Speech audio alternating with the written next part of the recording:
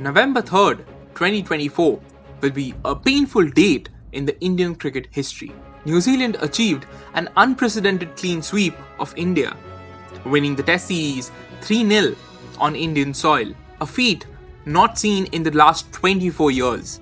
This crushing defeat at the Wankhede Stadium, where India failed to chase down a modest total of 147 runs in the fourth innings, marks a historic low for the Indian cricket, spotlighting the shortcomings of key players and raising serious questions about the team's preparedness and resolve.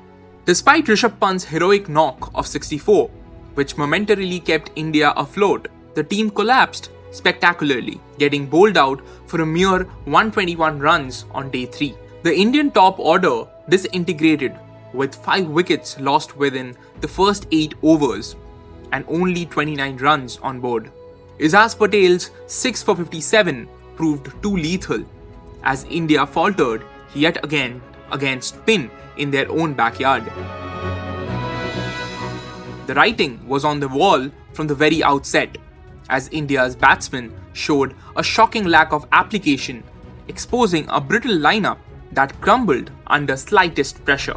But the blame extends far beyond a single match. Rohit Sharma and Virat Kohli, two of India's celebrated cricketers, have failed to deliver when it matters the most. As the Indian captain, Rohit's uninspiring leadership and his inability to anchor the innings have been glaringly exposed throughout the series.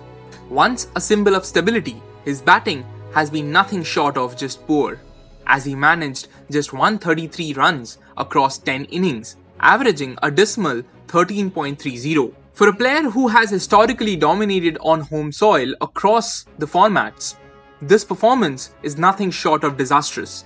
With his latest failure, Rohit's position as captain comes into serious question.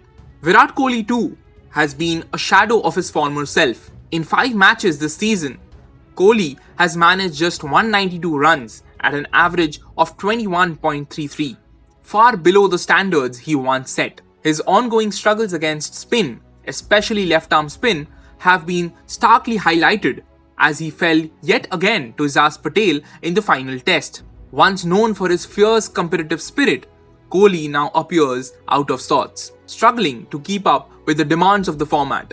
His fall from grace has been swift, leaving Indian fans wondering if his days as a test batsman are numbered. The series defeat is even more stinging given India's long-standing record on home turf.